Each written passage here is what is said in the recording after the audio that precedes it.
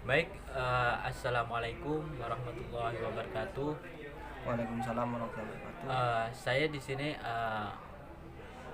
bersama dengan pelaku ekonomi bisnis, eh, yang dimana yaitu di sebelah saya, dan nanti saya akan mewawancarai mengenai sebuah kepuasan kerja. Nah, biar tidak panjang, saya akan langsung menanyakan kepada masnya. Siap ya mas? Siap. Ya, baik. Yang mau saya tanyakan tuh mas, faktor yang paling mempengaruhi mengenai sebuah kepuasan kerja dari mas tersendiri, karena sejauh ini kan masnya berkelimpung di dalam dunia bisnis. Nah, mulai dari faktor psikologis itu mas, faktor sosial, faktor fisik, dan faktor finansial. Nah, dari keempat faktor tersebut, uh, yang paling sangat mempengaruhi kepuasan kerja masnya itu faktor yang mana, dan berikan penjelasannya itu mas. Baik. Terima kasih ya Mas karena ini sudah menanyakan mengenai kepuasan kerja. Otomatis saya akan menyampaikan bagaimana sih keadaan di dalam bisnis saya itu sendiri.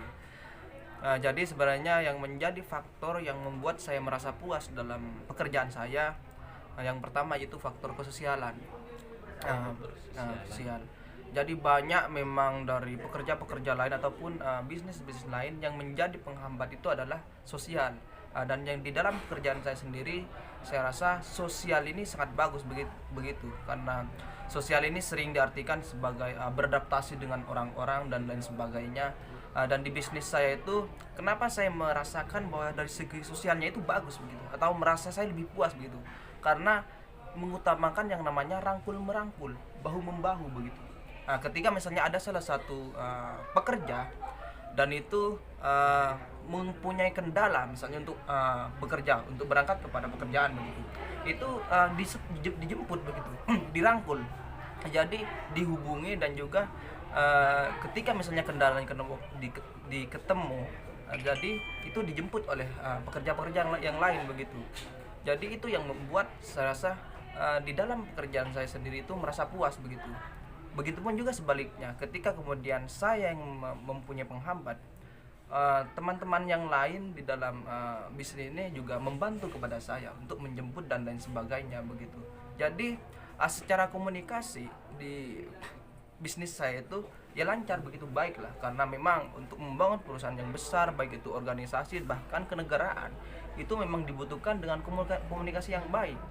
Dan di bisnis saya itu sendiri saya rasa komunikasinya cukup baik lah, karena itu selalu lah, setiap hari, bahkan ketika di luar pekerjaan kami saling berkomunikasi, baik itu di masyarakat maupun itu di warung kopi dan lain sebagainya. Mungkin kira-kira seperti itu mas. Berarti dengan mengerjakan bersama gitu ya. Begitu. Nah, baik, terima kasih atas jawaban dari masnya. Nah, saya sedikit menambahkan ya mas, untuk mungkin biar cara bersaing ketika di dalam bisnis biar nanti lancar gitu. Sekarang kan di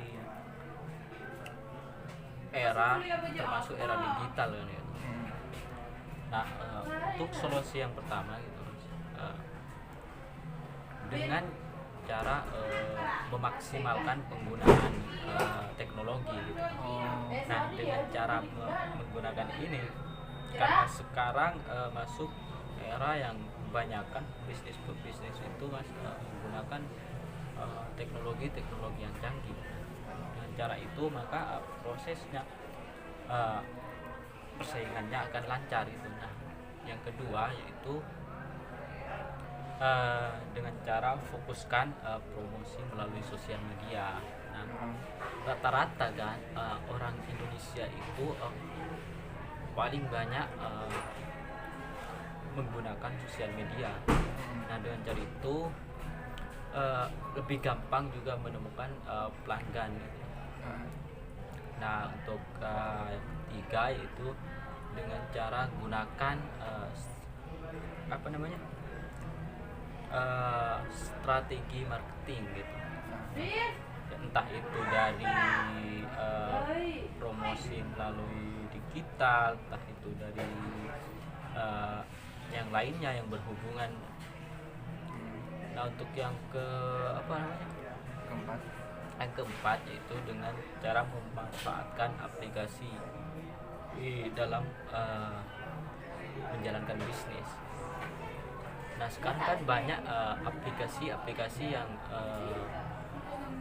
digunakan di dalam perusahaan-perusahaan. Dan untuk yang terakhir yaitu dengan cara lakukan inovasi dalam strategi gitu. Melakukan dengan cara membuatkan hal-hal yang baru gitu, membentuk hal-hal yang baru di dalam sebuah pemasaran gitu.